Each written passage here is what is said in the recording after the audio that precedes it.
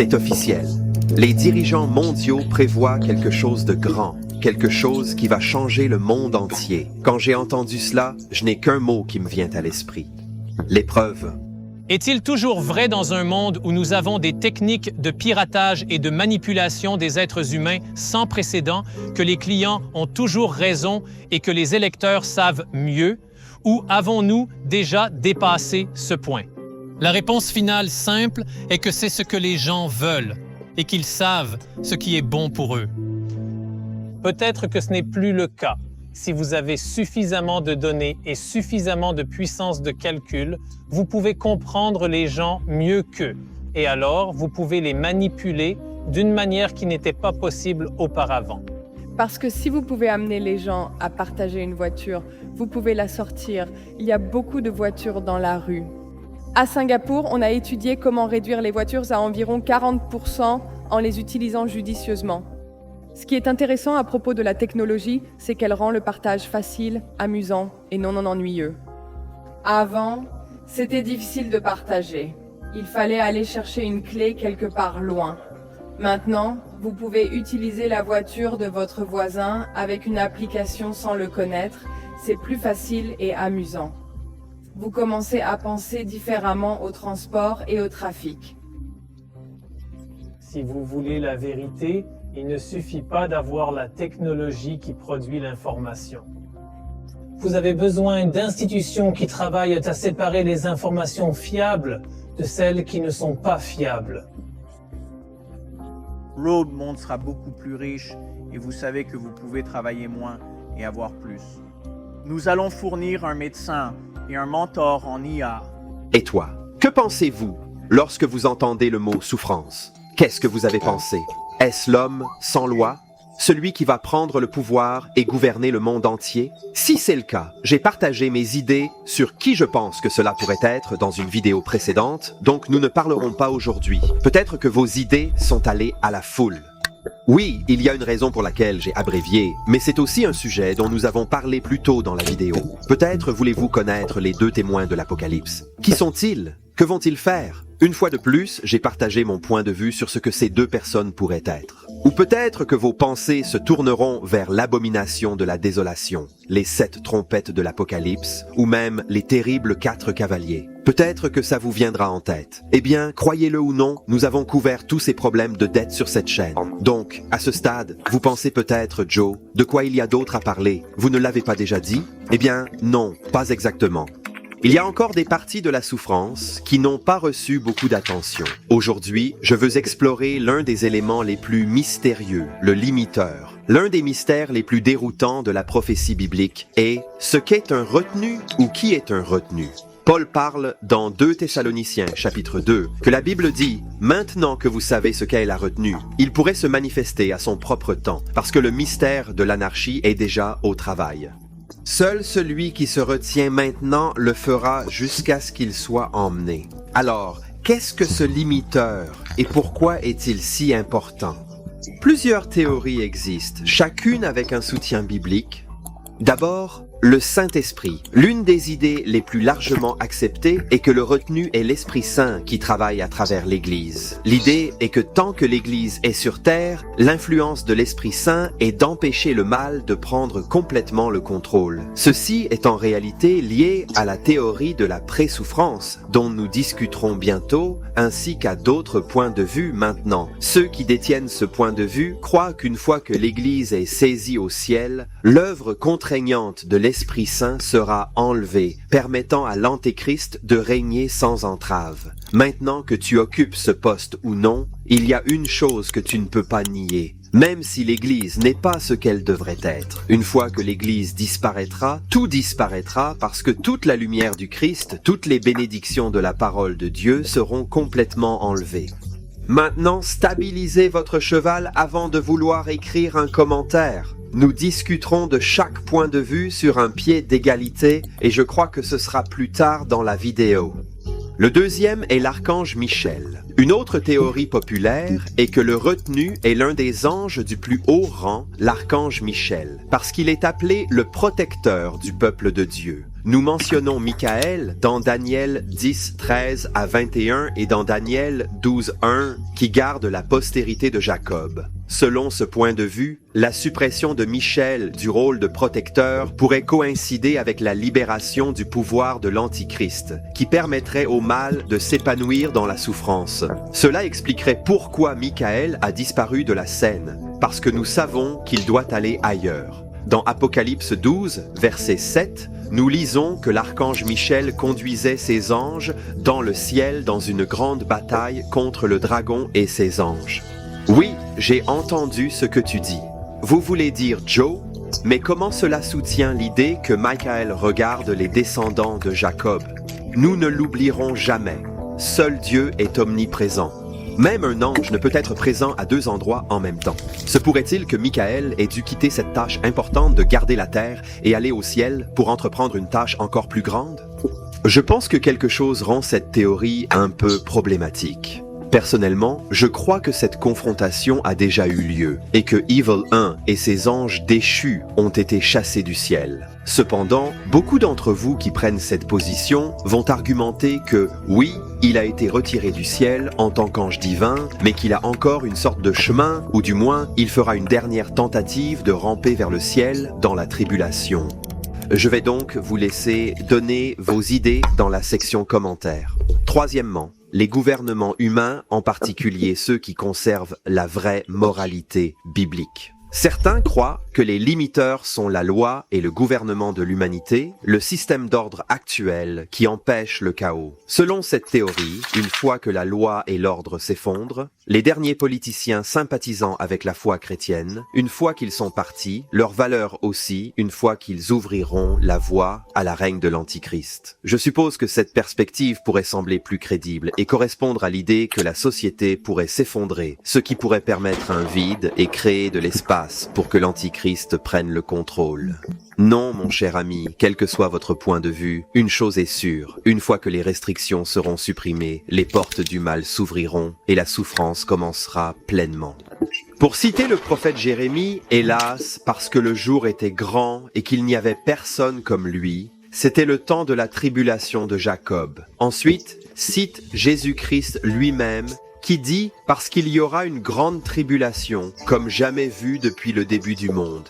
Avant cela, il n'y avait pas, et il n'y aura jamais. » Eh bien, quand on parle de la prophétie de la fin, écoutez-moi. L'un des passages les plus critiques est la prophétie de 70 semaines dans Daniel 9. Cette vision ancienne trace un calendrier de l'histoire d'Israël et, plus important encore, des événements qui ont conduit à la montée de l'Antichrist, la tribulation. Finalement, la seconde venue de Jésus-Christ. Vous voulez en savoir plus? Vous devriez le faire, parce que comprendre cette prophétie ouvre un tableau plus large. L'ange Gabriel dit à Daniel que 70 ensembles de 7 années, soit 490 ans, ont été établis pour les Israélites et les habitants de Jérusalem. Mais ces 490 années sont divisées en 3 parties clés. Premièrement, 7 semaines, ce qui correspond à 49 ans. Cela a commencé avec le décret de reconstruire Jérusalem, que de nombreux historiens et érudits bibliques considèrent comme déjà accompli. En 445 avant de J.C., le roi Artaxerxès reconstruisit le temple, permettant aux descendants de Jacob de retourner sur leur terre. Il a également accordé une exemption de réservoir à tous ceux qui ont servi 262 semaines au temple, ce qui correspond à 400 ans au lieu de 34. Après la reconstruction jusqu'au Messie, le prince est apparu. Beaucoup de croyants, beaucoup d'érudits croient que cette prophétie a déjà été accomplie en 30 après J.C., la première venue de Jésus-Christ qui a été crucifié dans la dernière semaine. Et nous croyons que cela équivaut à 7 ans. C'est la partie culminante de la prophétie qui n'a pas encore été réalisée. Il représente la souffrance, les 7 dernières années avant la fin de cette ère. Donc si vous faites des calculs, vous remarquerez que nous avons déjà passé les 2 premières sections. Et le dernier, mon ami, est celui qui est toujours à l'horizon. Où allons-nous? Intéressant, il y a un écart entre les semaines 69 et 70. Nous vivons actuellement dans cet écart, l'âge de l'Église, une période de grâce où le message du salut par Jésus-Christ se répand partout. Ce temps ne durera pas éternellement, donc si vous êtes en dehors du royaume de Dieu, écoutez ce message. Repentez-vous maintenant et croyez en Jésus-Christ. Daniel 9,27 se concentre sur les 7 dernières années. Cela sera marqué par l'alliance d'une figure puissante, l'Antichrist. Pendant la première moitié, c'est-à-dire 3 ans et demi, c'est principalement la paix. Car l'Antichrist se présente comme la solution à tous les problèmes du monde par la tromperie et le charisme. Mais quand il arrivera au milieu, il rompra son alliance avec le peuple de Jacob et commettra des abominations désolées. Cet acte inaugurera la catastrophe, la pire période de tristesse de l'histoire de l'humanité qui durera également 3 ans et demi. Pendant cette période, beaucoup des enfants de Jacques reconnaîtront que Jésus est vraiment le Messie et ils gagneront la foi en voyant de nombreuses faces et des miracles. Encore une fois, si vous voulez savoir qui je pense que ces gens sont, veuillez regarder cette vidéo ici, mais gardez cela aussi à l'esprit. Et ils croiront aussi, parce qu'il y aura 144 000 évangélistes qui viendront des 12 tribus de Jacob et prêcheront pendant ces 7 années. Beaucoup seront sauvés, et ceux qui seront sauvés dans la souffrance seront appelés les saints de la souffrance. Parlons maintenant de l'un des plus grands problèmes de la prophétie de la fin des jours. Quand les croyants seront-ils amenés à Jésus terrestre? Il y a 3 points de vue principaux à ce sujet. Et ce que je dirais, c'est que même si j'essaye de rester aussi neutre que possible sur ce sujet afin de ne pas déformer le point de vue de personne, j'ai trouvé quelque chose de très frustrant. Je trouve triste que les chrétiens se disputent à propos de ça. Je sais que chacun de nous a probablement une Bible puissante qui soutient notre position, mais si je peux le dire ainsi, nous ne devrions pas être trop coincés quand nous sommes dans des situations difficiles. Et surtout, nous sommes tous d'accord que Jésus reviendra, que vous voyagiez avant ou après le voyage, vous volerez tous côte à côte dans le ciel, et quand vous voyez le visage de Jésus-Christ dans les airs, vous ne penserez pas à ce moment-là. Eh bien, je vous l'ai dit, j'ai toujours raison. Non, tu ne peux pas dire ça à tes frères et sœurs. Vous serez heureux de pouvoir partager ce moment avec le Seigneur Jésus-Christ et vos frères dans les airs. Tout d'abord, parlons du point de vue pré-souffrance. Le point de vue pré-tribal était que l'Église serait enlevée avant que la tribulation ne commence. Ceux qui soutiennent ce point de vue citent souvent des passages tels que 1 Thessaloniciens 5:9. Parce que Dieu ne nous a pas désignés pour souffrir de la colère, et Apocalypse 3:10. Je t'épargnerai du procès. L'idée ici est que la souffrance est un moment de jugement pour un monde incroyant, et parce que les croyants n'ont pas été nommés pour affronter la colère de Dieu, ils seront complètement épargnés de la souffrance. Ce point de vue est également conforme à la théorie selon laquelle le limiteur est le Saint-Esprit, dont l'influence sera supprimée une fois que l'Église est supprimée. L'équipe de Protrib soutiendra également qu'un Dieu aimant ne permettrait pas à ses précieux enfants de traverser une telle épreuve, surtout après qu'il a lavé leurs péchés et les a sauvés. Ils vont également soutenir que si vous lisez le livre de l'Apocalypse dans l'ordre chronologique, l'Église est absente pendant la période de la tribulation. En d'autres termes, vous n'avez rien entendu parler de l'Église depuis l'Apocalypse 4 jusqu'au retour du Christ avec son peuple au chapitre 19. Discutons maintenant de la perspective du milieu de la tribulation. Les gens au milieu de la tribulation pensent que Harpazo se produira à mi-chemin de la tribulation après que les premières 3,5 années se produisent, juste avant que la pire partie ne commence, la grande tribulation. Et c'est là qu'ils iront. Ce point de vue dépend également de la distinction entre la première moitié de souffrance, relativement pacifique, et la seconde moitié, plus dure. Les partisans soulignent 1 Corinthiens 15:52 qui parle d'être retirés lors de la dernière trompette, qu'ils interprètent comme le point milieu correspondant à la 7e trompette dans l'Apocalypse. Au moins, pour ces gens, quand nous sommes coincés dans les airs, s'ils ont tort, le moins qu'ils peuvent dire est que je ne suis pas loin, n'est-ce pas? Enfin, nous avons le point de vue post-tribulation, le gars après la misère. Il croyait que l'Église traverserait toute la tribulation et qu'elle serait enlevée à la fin du retour de Jésus pour établir son royaume. Les défenseurs de ce point de vue se réfèrent à Matthieu 24, versets 29 à 31, qui décrivent la réunion des élus après la calamité. Selon ce point de vue, les croyants doivent être prêts à endurer la souffrance, parce que Jésus-Christ lui-même l'a averti dans Jean 16, 33. Ils diront aussi que les croyants des pays chrétiens ne sont pas les bienvenus. Ils n'ont aucun problème à croire en la perspective post-tribulation parce qu'ils savent déjà ce qu'est de se battre pour le Christ. Mais nous, les Occidentaux, trouvons cela trop difficile à croire parce que nous connaissons la paix et la sécurité relative. Ils soutiendront également que si les deux premiers camps se trompent, cela pourrait conduire à la désillusion chez les chrétiens. Tu le sais, dans le cœur des croyants. Quand les gens commencent à se demander « Dieu, pourquoi ne m'as-tu pas sauvé le jour de la colère ?» ils pourraient laisser l'incrédulité se propager. Est-ce que toutes mes croyances bibliques sont fausses? Ils croyaient fermement que Dieu les sauverait de la tribulation avant qu'elle n'arrive. Puis-je vous poser une question poliment? Quel poste occupez-vous? Préphase, mi-phase ou rien? Pouvez-vous laisser un commentaire dans la section commentaires et me dire ce que vous en pensez? Mais pour l'instant, j'espère vraiment que vous sentez que j'ai été neutre dans mon discours. J'espère toujours que vous devinez de quel côté je suis. Parce que, en un sens, tu sais pourquoi je dis ça. Peu importe ce que je pense, parce que je suis juste une personne comme toi. Peu importe ce que Joe Kirby pense, mais peut-être un jour, quand je serai un peu plus intelligent, je partagerai mes pensées sur ce sujet. Mais maintenant, je suis très conscient que nous avons un grand public et je ne veux pas induire en erreur aucun jeune homme dans sa foi. Parce que même si je suis gêné de l'admettre, j'ai dit des choses stupides sur cette chaîne dans le passé. En fait, j'ai perdu le sommeil la nuit et j'ai pensé, pourquoi dirais-je ça? Je ne peux pas reprendre ce que j'ai dit. Comme il est écrit, mes frères, ne laissez pas beaucoup d'entre vous devenir des enseignants, sachant que nous serons jugés plus sévèrement, qui d'ailleurs est un verset. Je pense que nous devons recommencer à répandre, en particulier pour les stars de 19 ans de TIC ou des médias sociaux, qui ont été sauvés pendant 5 minutes et qui veulent commencer à enseigner la Bible. Nous devons vraiment corriger nos faits, car il y a un juge silencieux qui enregistre tout ce que nous disons. Oui, assurez-vous de partager votre témoignage. Oui, de toute façon, partagez un poème qui vous encourage. Mais quand nous allons en ligne et nous nous tenons devant des milliers de personnes, je crois que c'est la parole de Dieu et vous feriez mieux de le savoir. Vous feriez mieux de savoir que vous avez fait vos devoirs parce que nous devons servir les âmes éternelles, que l'évangile est important et que le Seigneur Dieu nous demandera de le faire. Un jour, nous allons donner une interprétation à chaque âme que nous évangélisons. Avons-nous fait nos devoirs? Sommes-nous absolument sûrs que ce que nous disons est vrai?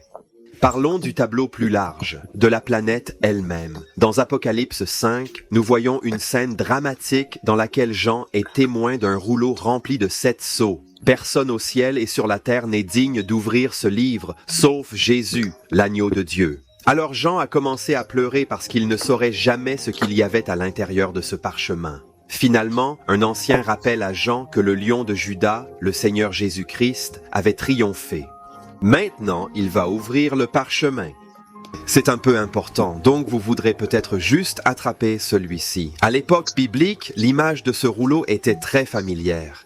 Vous voyez, si vous étiez en faillite à ce moment-là, votre titre de propriété aurait été roulé en un parchemin avec 7 sceaux. Ensuite, les mots suivants seront écrits le prix qui doit être payé pour récupérer la propriété. Par conséquent, vous avez 7 ans pour essayer de récupérer votre propriété. Nous voyons donc ici une image très similaire. Ce parchemin est le titre de propriété de la terre.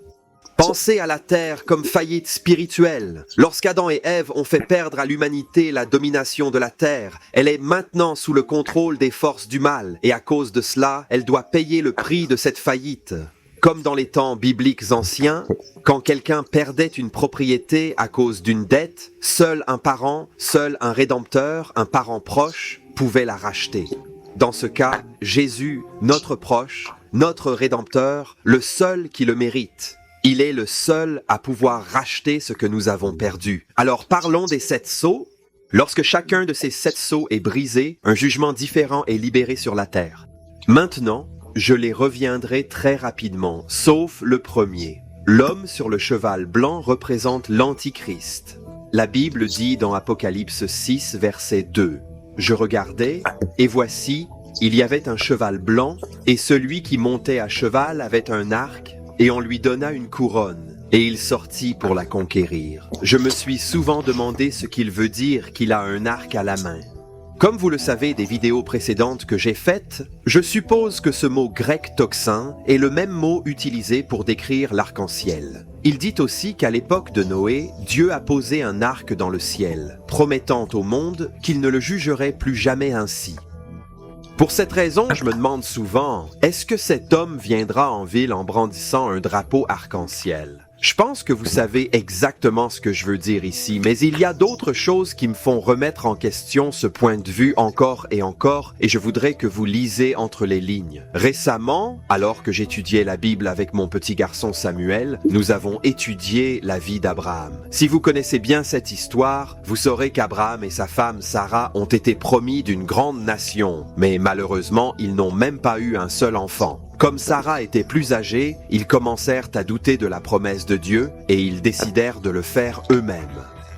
Abraham eut un enfant avec une femme nommée Agar, qu'ils appelèrent Ismaël. Maintenant, la Bible dit spécifiquement que la ligne d'Ismaël et la ligne d'Isaac, les fils que Sarah et Abraham avaient finalement partagés en commun, ces deux lignes étaient en réalité en discorde. Si vous ne savez pas quelle religion vient des descendants d'Isaac et quelle religion vient des descendants d'Ismaël, je pense que c'est bien maintenant. Il suffit de mettre rapidement la vidéo en pause, Google, et revenez à la façon dont tout cela correspond à qui peut être l'Antichrist. Avez-vous gardé tout cela dans votre esprit? Maintenant, écoutez Genèse 21, verset 20, qui concerne Ismaël. Dieu est avec le garçon et il grandit. Il a vécu dans le désert et est devenu un expert de l'arc. Donc ici, nous avons deux candidats possibles pour l'Antichrist, tous deux issus de deux visions du monde opposées qui vont à l'encontre de la Bible. Si vous êtes honnête avec moi, vous pouvez voir l'une ou l'autre de ces deux points de vue, l'une ou l'autre de ces deux agendas s'emparer du monde entier. Pourquoi? Parce que nous pouvons voir qu'ils grandissent tous à un rythme si rapide, ils ont tous des arcs différents. Quand le deuxième sceau sera ouvert, le cheval rouge apportera le conflit sur terre. Lorsque le troisième sceau sera ouvert, le cheval noir viendra et il apportera la pénurie de nourriture à l'humanité. Lorsque le quatrième sceau sera ouvert, un cheval pâle arrivera sur la scène et, comme sa couleur, il apportera la mort. Lorsque le cinquième sceau sera ouvert, le monde verra que les âmes sous l'autel crieront « Ô mon Dieu, combien de temps allez-vous nous venger ? Combien de temps allez-vous attendre pour nous aider ?» C'est la voix de ceux qui ont vécu le pire parce qu'ils refusent d'abandonner l'Évangile. Lorsque le sixième sceau sera ouvert, des perturbations cosmiques se produiront partout dans le monde. Le soleil deviendra noir, la lune deviendra rouge et les étoiles tomberont du ciel. La colère de Dieu sera fortement ressentie dans toute la terre. Même les hommes et les femmes incroyants diront que les montagnes, les païens, les montagnes, nous cachent de la colère de l'agneau. Lorsque le septième sceau sera ouvert, il y aura 30 minutes de silence dans le ciel. Un ange jettera un capteur sur terre, provoquant tonnerre, éclairs et tremblements. Les 7 trompettes suivront, comme décrit dans les vidéos précédentes.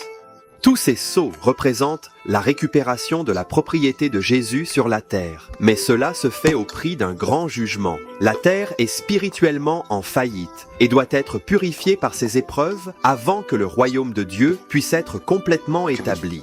Tout le monde doit savoir que nous n'oublions pas la gravité de ce qui vient au milieu de la tribulation. La Bible ne parle pas seulement des 7 sceaux, mais aussi du jugement des 7 coupes. Voilà comment ces événements catastrophiques se sont produits. Lorsque le premier bol de colère est versé, tous ceux qui portent le signe de l'Antichrist dans ces deux parties du corps développent des problèmes de peau. Lorsque la deuxième coupe de colère sera versée, la mer se transformera en sang, comme cela est arrivé à Moïse quand il reniait le fleuve. Lorsque le troisième bol de colère sera versé, les rivières et les sources du globe se transformeront à nouveau en sang. Quand le quatrième bol de colère sera versé sur la terre, le soleil deviendra de plus en plus chaud, jusqu'à ce que les gens ne puissent plus le supporter. Lorsque la cinquième coupe de colère sera versée, les ténèbres tomberont sur le royaume de l'Antichrist. Lorsque la sixième coupe de colère sera versée, l'Euphrate s'asséchera, ouvrant la voie aux rois de l'Orient et à leurs 200 millions de personnes pour commencer leur marche vers la Terre Sainte. Une déclaration finale sera entendue lorsque le septième bol de rose sera versé, ce qui entraînera l'effondrement final de tous les systèmes terrestres. Chaque jugement est une étape dans la juste réponse de Dieu au péché et à la rébellion, ouvrant la voie à son royaume magnifique et éternel. Jésus nous avertit que la souffrance viendra dans Jean 16, 33. Il dit que vous aurez des souffrances dans ce monde, mais reprend le moral. J'ai vaincu le monde. C'est l'espoir ultime des chrétiens. Oui, la tribulation sera une période de grande difficulté, mais pour ceux qui croient en le Seigneur Jésus-Christ, il y a de l'espoir au-delà du chaos. C'est vraiment l'espoir ultime des chrétiens. Vous voyez, ce que nous ne devrions jamais oublier de mentionner, c'est que l'Apocalypse n'a pas été écrite seulement pour la dernière génération qui vit sur Terre, mais pour chaque génération. Ainsi, les croyants qui ont été jugés ou traversés des troubles dans n'importe quel pays à n'importe quel moment peuvent leur rappeler que peu importe combien les choses qu'ils traversent sont difficiles, ils connaissent la fin de l'histoire. Jésus gagne toujours, oui, le Seigneur Jésus-Christ, qui nous a promis des souffrances dans ce monde. Mais nous devrions tous nous rappeler que le Seigneur Dieu a vaincu le monde. Il possède le monde. Il est le roi de l'univers. Alors, peu importe ce que vous traversez maintenant, prenez du courage, Dieu est en contrôle et Jésus mettra fin à cette difficulté, à cette souffrance. Mais c'est une question qui vaut $1 million. Vous êtes prêts? Êtes-vous prêts pour ce qui vient? Et surtout, croyez-vous en le Seigneur Jésus-Christ, l'agneau qui a été tué, parce que le roi revient, si ce n'est pas maintenant, si vous ne croyez pas encore en Christ, maintenant est le moment. La prophétie est claire, et bien que nous ne connaissions pas le jour exact ou l'heure exacte, nous le savons. Jésus est venu et la souffrance peut être à portée de main. Il y a une autre chose que nous ne devons jamais oublier. Il a déjà gagné la victoire. Il détient le titre de ce monde. La question est, a-t-il gardé le titre de propriété dans votre cœur? Croyez-vous en celui qui a mis vos dettes, votre faillite, votre nation déchue dans son propre corps et est mort sur la croix? Tout ce que vous faites mal, si tout ce que vous faites mal est écrit sur un morceau de papier, vous savez que ce serait un parchemin qui pourrait tourner autour de la terre beaucoup de fois. Cependant, Jésus-Christ, si vous voulez, a apporté ce rouleau dans son corps.